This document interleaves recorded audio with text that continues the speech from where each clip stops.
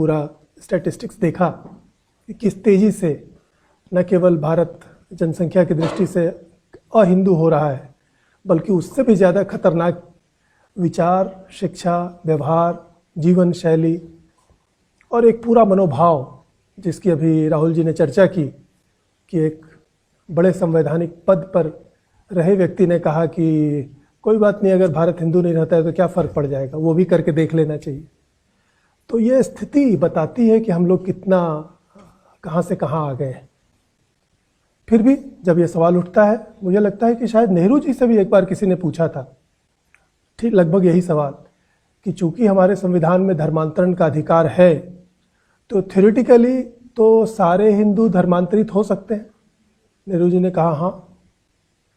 तो पूछने वाले ने पूछा कि अगर सारे हिंदू धर्मांतरित होकर क्रिश्चियन या मुस्लिम हो जाएं, मैं ठीक भूल रहा हूँ, मैंने किसी पेपर में पढ़ा था, ये मेरा अपना रिसर्च नहीं है, तो आपको कैसा लगेगा? उन्होंने कहा कि कोई समस्या नहीं है, बशर्ते कि ये ज़बरदस्ती ना किया जाए।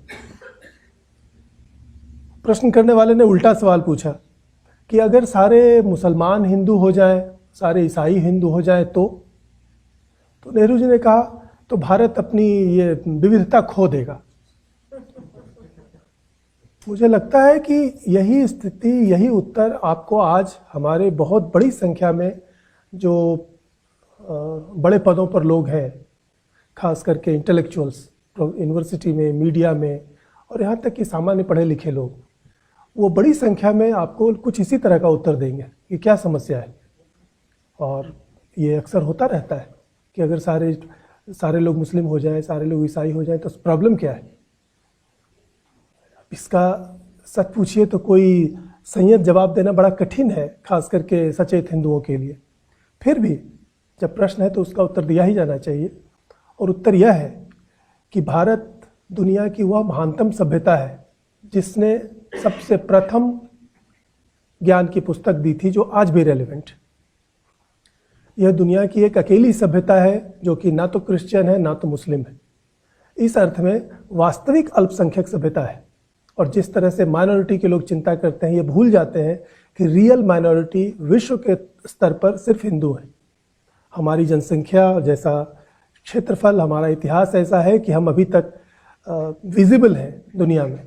लेकिन इससे यह बात नहीं भूलनी चाहिए कि भारत का कोई अंतर्राष्ट्रीय एलाई नहीं है, भारत के लिए कोई इंटरनेशनल कैंपेनिंग या फंडिंग करने वाला नहीं है।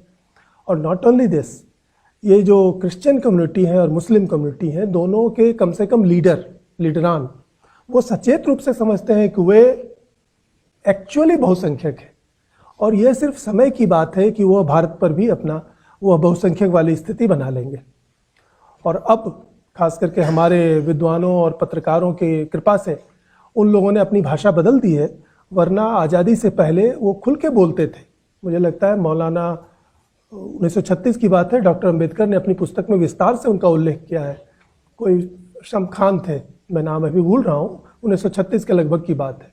उन्होंने खुल के कहा था कि ये हिंदुओं के शासन करने की क्षमता क्या है, ये तो एक अल्पसंख्यक समुदाय है, इन्हें शासन करना नहीं आता है, ये तो आपसी लड़ाइयों में, आपसी छुआछूत में व्यस्त रहते हैं, किसी के घर का पानी पी के अछूत हो जाते हैं।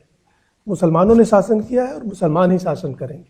और वो एक पॉइंटेडली ये शब्द बोलते हैं कि हिंदू माइनॉरिटी हैं, तो वो किसके तुलना में अपने आप को मेजॉरिटी समझ रहे थे? वो अपने आप को वर्ल्ड उम्मा समझते हैं।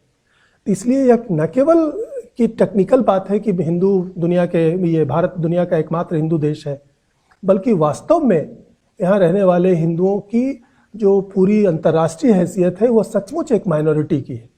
तो जो लोग माइनॉरिटीज़म के इतने पैरोकार हैं, उनको यह बताया जाना चाहिए कि आपको जब दुनिया इतनी छोटी हो रही है और जब दूसरे समुदाय अपने आप को वर्ल्ड कम्युनिटी के रूप में देखते हैं और इसके लिए लड़ाई करते हैं, इसके लिए स्ट्रेटजी बनाते हैं और खुलेआम करते हैं, उन्हें ये कोई संकोच नहीं होता ये कहने में कि हमें ये प्लांट द क्रॉस। पोप आकर के दिल्ली में बोल चुके हैं, वाजपेयी जी जब प्रधानमंत्री थे, कन्वर्ट एशिया।